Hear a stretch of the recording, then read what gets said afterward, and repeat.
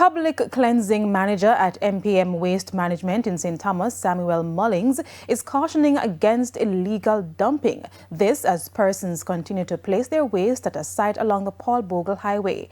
The area was again cleared recently, but according to Mr. Mullings, people continue to dispose their bulky waste at the site despite continuous warnings.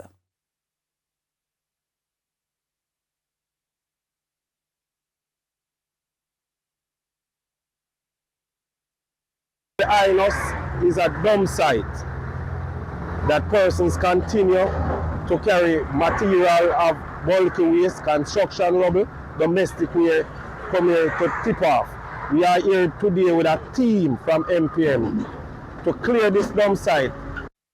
Mr. Mullings is again advising members of the public to refrain from illegal dumping, emphasizing that it not only undermines the cleanup efforts, but also poses environmental and public health risks. One of the issues is when the rain falls, the water gets to run down to the drain to take away the water off the road. If the bulky waste continue to deposit here, the road will be flooded. So it will be an ongoing effort on this highway to have all mini dumps eliminated.